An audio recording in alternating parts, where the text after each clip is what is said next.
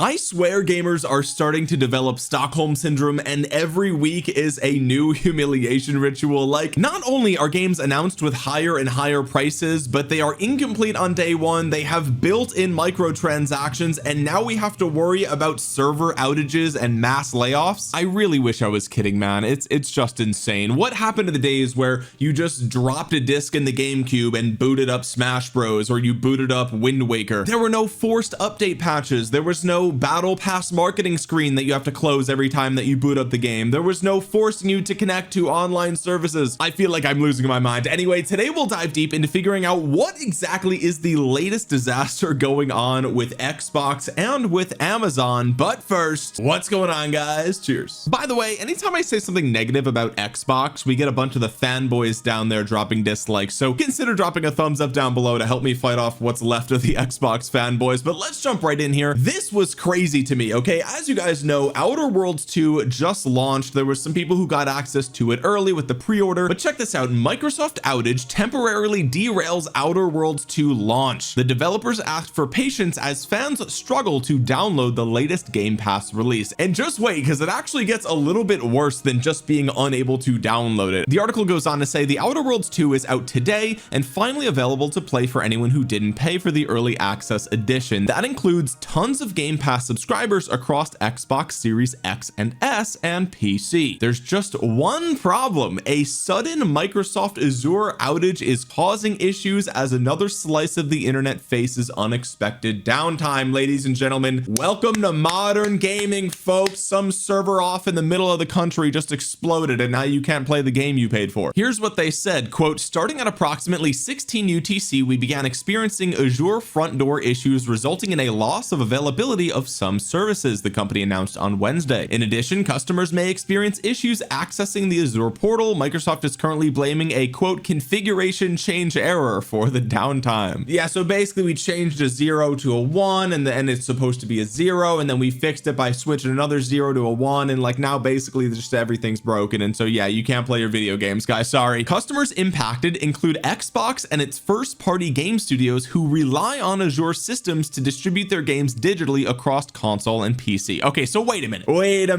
hang on. So you're telling me that Xbox, you know, the company that has discarded their platform responsibilities and has gone all in on being a publisher, but not only that, has become the #1 biggest proponent for cloud gaming in the world, and who has simultaneously been prioritizing digital first across the board, is saying that, wait a minute, we had a configuration change error and that just shut everything down. Buddy, you can't be digital first and cloud gaming first when you're having issues like this. I'm sorry, this is a non-negotiable thing. It's amateur hour over here. You can't put all your eggs in one basket without checking the basket for a couple of holes first, right? Like, this is the hill that you have chosen to die on, so that means that Azure services are not allowed to go down. Okay, I know I might be being a little bit unrealistic here because not everything is perfect, but great news, I'm the consumer. I don't care what you have to do to get these things working. We have a perfectly good solution, that is games on the disc that I can play offline. Okay, we've already solved the problem, so if you're going to come along and say, hey, we've got a better solution, you can't have this downtime because my discs don't have this downtime. Okay, I can pop this original copy of Banjo-Kazooie into my N64 right now and it just plays. No server outages or whatever's going on here. But it gets even worse, folks. All right, the article goes on to say, due to an ongoing Azure service outage, the Outer Worlds 2 may be temporarily unavailable to purchase or install on Xbox Series X or S, the Xbox app on PC, and with Xbox Game Pass Ultimate or PC Game Pass, developer Obsidian Entertainment wrote on Twitter. We're working with Microsoft to resolve the issue and we'll update players when we have more information. So you're telling me that you just raised the price of Xbox Game Pass Ultimate by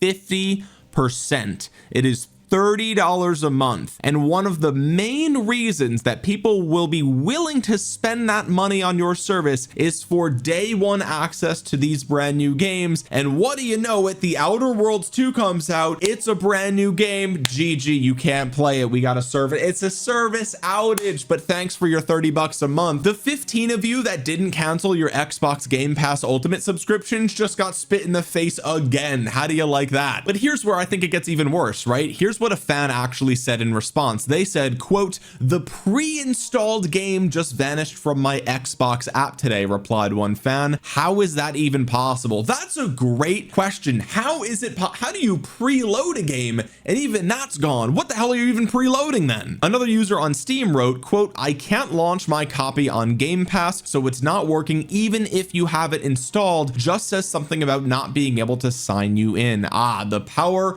of the cloud. This hiccup comes a week after the major Amazon Web Services outage that briefly brought down major games like Fortnite and Roblox. It seems bad that just 3 companies are responsible for the modern infrastructure of the internet. Xbox, you had one job, and that's partially because you failed all your other jobs and now you've only got one job left, and that is that you need to make sure that the last 15 people with Xbox Game Pass Ultimate have a great experience using that service, and you even failed at that when it came to the launch of Outer Worlds 2. But if you thought that that is where the troubles for Xbox ended this week, oh, ladies and gentlemen, do I got some juicy news for you. Microsoft just had their most recent quarterly financial report come out, and as we can see, Xbox fiscal year 26 quarter 1 financial update: total gaming revenue down 2%, content and services revenue up 1%. Wowee, congratulations. Hardware revenue down 29%, bro, cut by almost a third, ladies and gentlemen. But tell me again down below how Xbox isn't already dead. Let's just see the form for ourselves, okay? Under more personal computing, they do in fact report that gaming revenue decreased $113 million or 2%,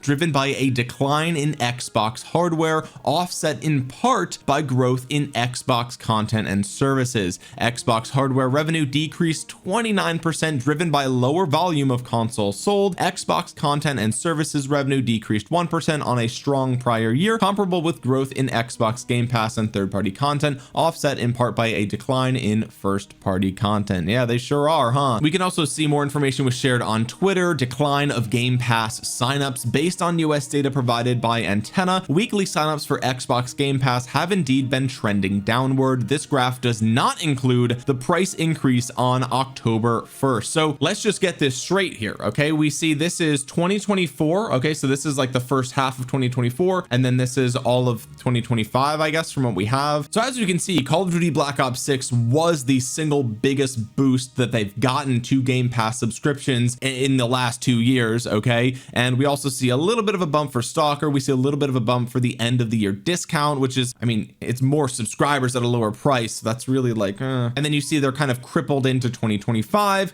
We see Avowed, Oblivion Remastered, and Expedition 33 come out, a nice little bump, but even that was like not even as high as the bump as the end of year discount from last year. And then we see further declines all the way throughout 2025. And again, right off the chart here is the October 1st announcement of the price increase, which means this line is going to have a vertical downwards drop, okay? So yeah, Xbox Game Pass is I mean, it's kind of cooked, folks. I don't really know what else to say. And at this point, Microsoft has got to be fed up, right? Because as it's reported here, Xbox has its days numbered if something doesn't change. Xbox gaming's growth, excluding currency fluctuations, was 0%. Hood's estimates for the next quarter 2 of 2026 are another -2%. Xbox is the only Microsoft division with these results, pointed out by Nadella, as we can see here. If we look on the right, percentage change year over year with a constant currency: Microsoft Cloud up 25%, commercial remaining performance obligation up 51%, Microsoft commercial cloud up 15%, Microsoft 365 consumer cloud up 25%. As you can see here, we have Azure and other cloud services up 39%, but Xbox content and services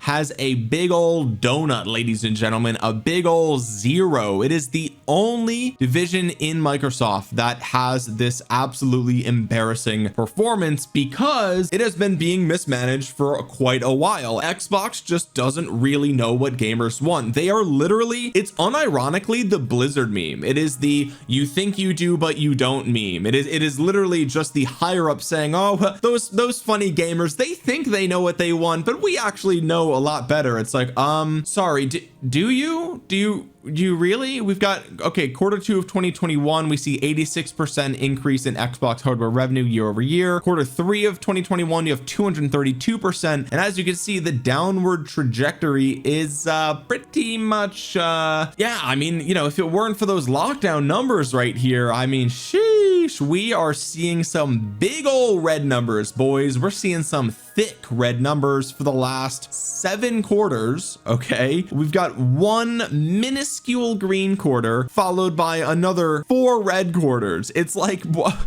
It's actually crazy. Xbox has just gotten completely mismanaged into the ground. It has been curb stomped by the competition. And one of the tweets that I saw that I appreciated a lot over on Twitter was posted by Does It Play, which are some of the biggest proponents for having the full complete game on disc or cartridge. Okay, so give them a follow if you haven't. But they said, we saw outages for Microsoft's Xbox services yesterday, and Amazon AWS even broke twice this month. Countless players unable to access their games. Hope more people begin to understand the downsides of online dependencies. And the sad part is that some people will, but a lot of people still won't. They're not paying attention to this. They're going to work. They're busy raising their kid. They're busy focusing on, you know, paying their car insurance. They got all this other stuff going on, and they don't even realize that they haven't bought a physical game since Breath of the Wild came out, right? Like, it's so sad, man. But anyway, on the topic of Amazon has actually had quite a big week as well. As you guys know, Amazon Games and Twitch hit by layoffs, game development reduced. This was posted a couple of days ago. Amazon is laying off more than 14,000 corporate employees. Within those layoffs, Amazon Games and Twitch will be hit in some capacity. Bloomberg says, without going into specifics, that both video games and the cloud computing area of the company will be affected. Insider Gaming has reached out to Amazon to ask how many people were set to be let go from the gaming division and Twitch. As of publishing, a response has not yet been received. According to Bloomberg's Jason Schreier, the cuts, quote, would largely fall on its offices in Irvine and San Diego, as well as its central publishing division, end quote. The company will reduce the amount of work it does on big budget titles, particularly surrounding a massively multiplayer online games, or MMOs. While we're proud of our successes in first-party AAA game development and publishing, we have made the difficult decision to halt a significant amount of our first-party AAA game development work, specifically around MMOs, within Amazon Game Studios, including making significant role reductions in our studios in Irvine and San Diego, as well as our central publishing team. Included in the layoffs was Tarfu, who had been with Twitch for 11 years. I actually saw this over on Twitter. He said, I was laid off at Twitch today. I was at Twitch for 11 years. I started off working in trust and safety, then moved to consumer experience. I was the person who built the entire fraud program at Twitch. One of the reasons I never told people what I did for work. I was the one keeping bad actors off Twitch who steal and abuse revenue on the platform. I guess I did my job too well since they let me go, but I do have some great stories of being there for over a decade. Horrible timing since my motorcycle accident was a month ago. I am getting married in less than a month. This has definitely been a bad year. Well, hey man, wishing you the best, and hopefully your marriage is a light in these dark times for you. I genuinely mean that. That is it sucks, the timing of these things, man. You know, they say when it rains it pours. And like, look, as much as it's fun to hate on Twitch right now, and believe me, there's a billion reasons to hate Twitch right now, and I haven't even touched on any of them on this channel yet, okay? But there are like individuals that are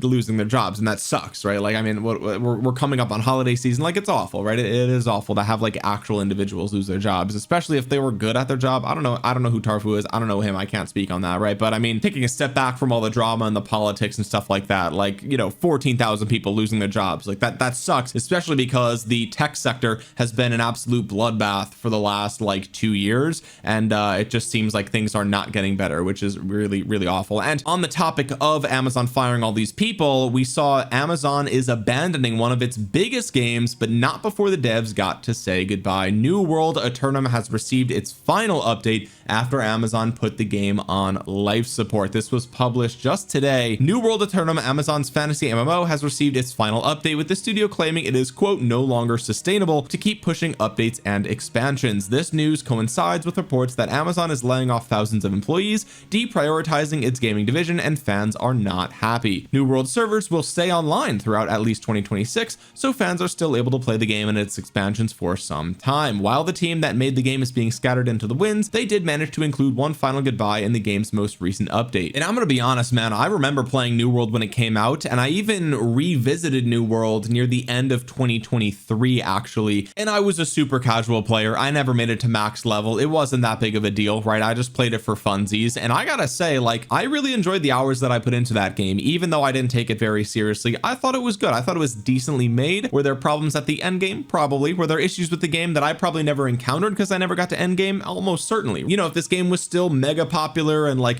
competing with World of Warcraft for dominance in the MMO scene, then like, you know, Amazon probably wouldn't have shut it down, right? Or not shut it down, but stopped giving it updates, right? So I mean, you know, obviously it had its problems, but I can only speak from my own personal experience, and I really enjoyed my time playing the game. And from what I've heard and read, the New World Eternum update and some of the more recent updates to the game actually are, from what other people are saying, some of the best updates that the game has ever gotten, right? So it's really sad to see that, you know, a game that is, you know, arguably just now finally hitting its stride and really like producing great content, now it's getting you know, sort of the plug pulled. It's a shame, right? It's on life support now, and not only that, but reports are coming out that Amazon just killed off its Lord of the Rings MMO as well. This article says Amazon have reportedly canceled their Lord of the Rings MMO again. Y'all would have loved it, says former developer. Amazon have canceled their second attempt at a Lord of the Rings MMO as part of recent mass layoffs, according to a now former senior gameplay engineer at Amazon Games. The engineer in question is Ashley Amrine, sorry if I mispronounced that, who announced that she had lost her job on LinkedIn yesterday. Quote, "This morning I was part of the layoffs at Amazon Games alongside my incredibly talented peers on New World and our fledgling Lord of the Rings game. Y'all would have loved it," she wrote. Amazon's first Lord of the Rings MMO was a collaboration with Chinese company Leiyu, sorry if I mispronounced that as well, announced in 2019. It met an unfortunate end in 2021 thanks to an apparent contractual dispute. After Leiyu were acquired by Tencent, Amazon revealed the second Lord of the Rings MMO in 2023 after partnering with new Middle-earth rights owner Embracer. They called it a quote persistent open world MMO adventure spanning the events of The Hobbit and the Lord of the Rings trilogy, but beyond that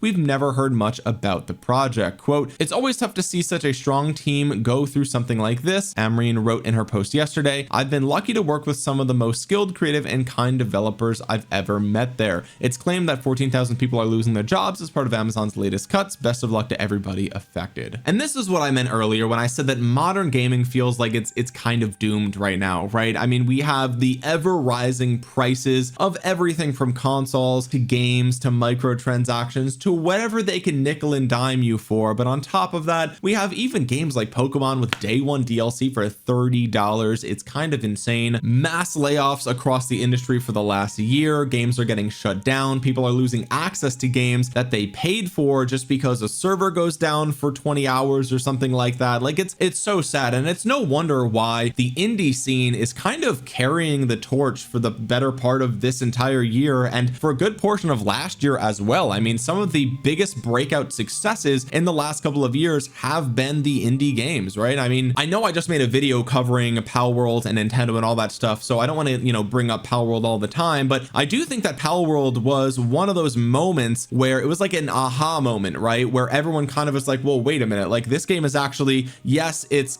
kind of janky, yes, it's not perfect, right? But it's actually good, and it's actually more fun than I've had with any Pokemon game in the better part of a decade, right? At that point, it had been like 5 years since we had like a great Pokemon game, or more than that even. We had games like Vampire Survivors, which came out and they were fantastic. We even had games recently like Expedition 33 come out, and you know, even Baldur's Gate 3, which is not an indie game by any means, obviously, but it certainly isn't a AAA game, that's for sure, right? You know, so we see kind of across the industry, the biggest successes seem to be coming from smaller studios, and I think that is, I mean, really the writing is on the wall, and it has been for years now, but we are just now starting to see the effects of this, where more and more people are getting laid off, and we're, you know, as gamers losing access to some of the games that we've already paid for, right? And I think this is one of those sort of moments where I feel vindicated having so many games physically on this shelf right here, because I know that, you know, as long as the game is fully on the disc or on the cartridge, at least in some capacity I could play most of what's on that disc at some point in the future. And so this is one of those moments where I think the gaming industry is probably going to get worse before sure it gets better, but things are really not looking great right now. But at least, hey, we've got games like Hollow Knight Silksong to deliver us high quality content that we can enjoy until the rest of the industry gets its stuff together and figures out how we can actually compete with these indie games that are just doing so well for a lot cheaper of a price, mind you. Now, admittedly, I didn't know that much about the Lord of the Rings MMO, but one thing that we can do is actually check out the official New World subreddit, where you're gonna see probably a lot of middle-aged men and a lot of dad gamers being very upset about this game getting shut down. That was always kind of the narrative about that community. I don't know if I guess that's probably the case, but this guy says, I'm gutted. You could see his playtime is 13,200 hours. That's crazy. I don't know, Asmongold had an alt over here. I'm just kidding. I don't think that's him. Maybe it is. I don't know. This person says, the only MMO I truly enjoyed, realizing it's going to be many years for a similar game to come. Dude, that's the sad part about the MMO genre, is that solid MMO experiences are very few and far between. And the thing about New World that I always loved is that it was one of those games that you just buy once and then you could just come back to it whenever you want. You come back and play for 3-4 days and then you uninstall it again and you come back again in a couple of months. And I always thought that was really cool, whereas like with World of Warcraft, for example, you have to spend money for a subscription every time you want just a little hit of that Elwyn Forest dopamine, you know what I'm saying? So yeah, who knows, hopefully a new good MMO is coming down the pipeline at some point, but I'm not really sure. This user says, a game has never made me this sad. I'm in my 50s and no game has ever made me this sad. WoW abandons old content and really lost focus until I chose to leave, finally with Shadowlands. WildStar focused on endgame raids until we PvE players wandered off. Red Dead Online was talking about new roles, housing vehicles, and then went silent until we gave up hope. I still log in sometimes. The secret role was an amazing initial experience, but they couldn't keep it up and eventually switched to engines after not aging well, which was worse. This immersion of this game rivals Red Dead Online. They were talking about the future mere weeks ago. Numbers are way up. I've been saying it felt like old WoW, seeing players everywhere and joining up for difficult foes. It felt like we had finally gotten past the poor post-launch, quote, if only the game was like this at launch, end quote. People were seeing how great it was and maybe they'd stick around, and then in one day it's all taken away. I know it's just a game and in the grand scheme it's not a big deal,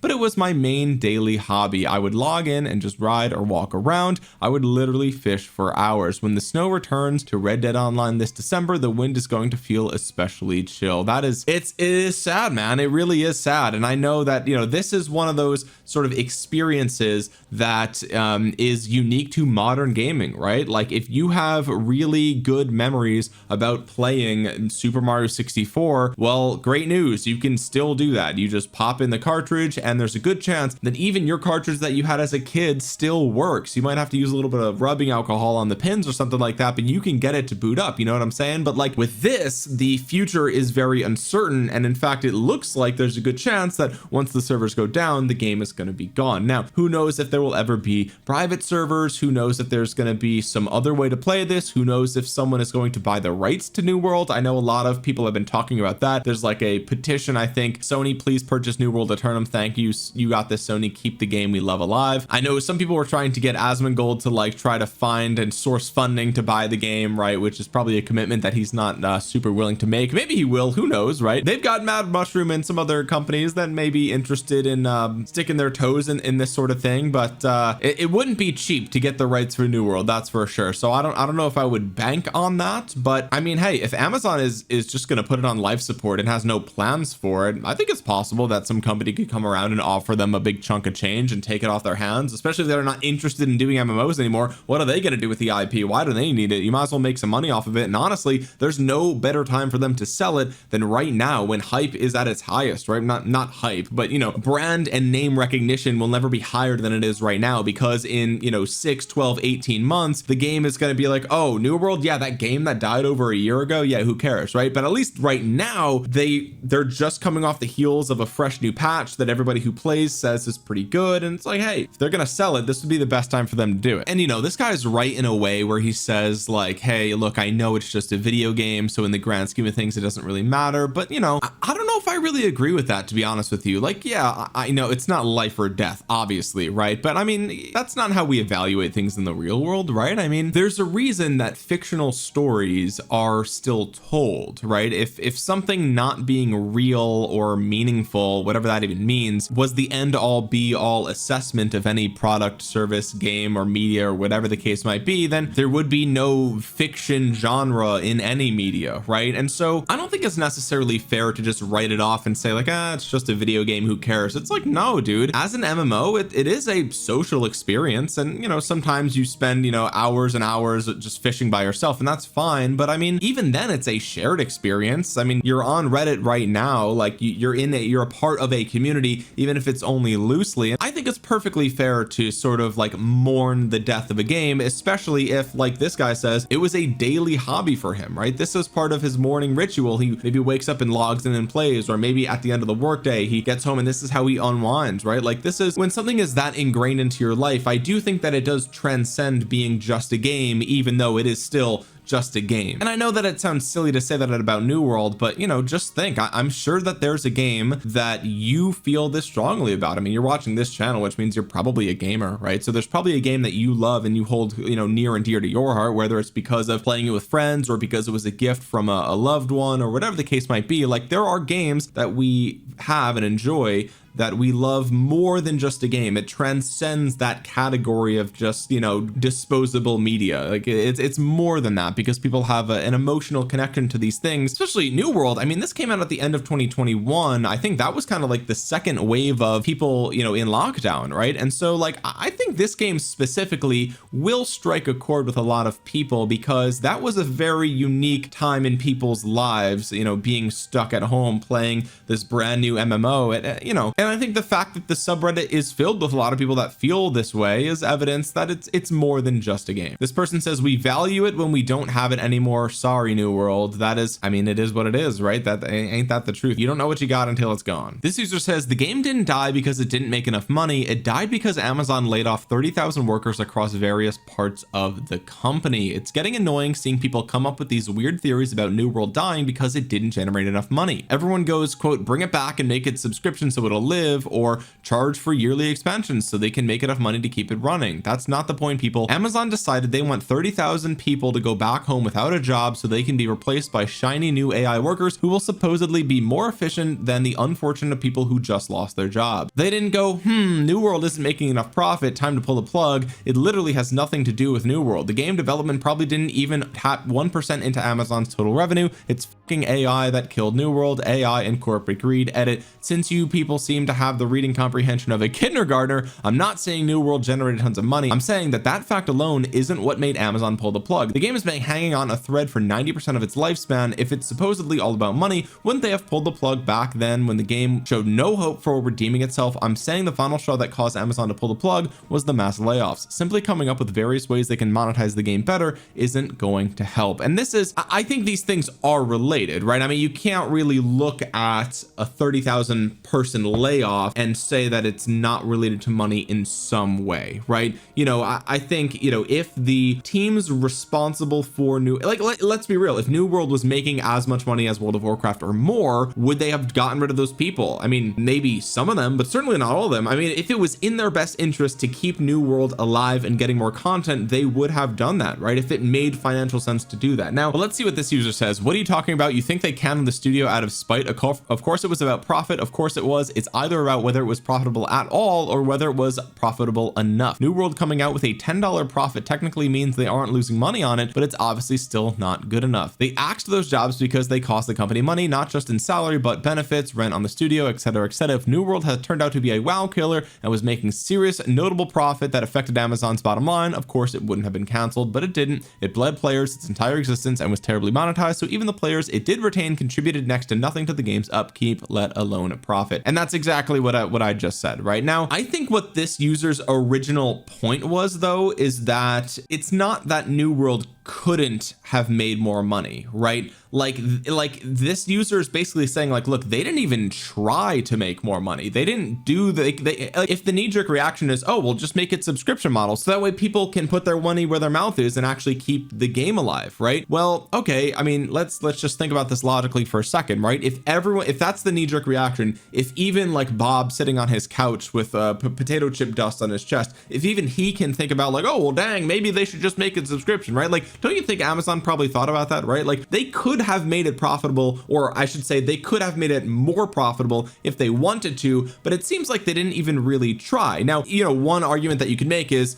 they did try by releasing multiple expansions and the game never got better, and so they were like, okay, well, if content alone isn't going to do it, what else is going to possibly do it, right? Like, are we just going to nickel and dime people and just drag this out for another 2 years, 3 years, whatever? It's possible, right? It's totally possible. So I don't know, I'm kind of on the fence here, right? Like, of course, the truth is, if the game was tremendously profitable, obviously they wouldn't have axed all these people, right? Like, obviously that is the case, but on the other side of the coin here, I think I mean, they probably didn't do enough to make this game as profitable as possible, and if they wanted to, they could, but they're not going to. So really, I think the truth is in the middle here, but I do think that it does lean more towards it being more about the bottom line. Obviously that's what Amazon cares about, right? Anyway, New World closing down, definitely a sad day, but guys, if you made it to the end of the video, consider dropping a thumbs up. It really helps out the channel a ton, and you guys might think you're subscribed because you saw a bunch of my videos, but you're actually not. Double check down below.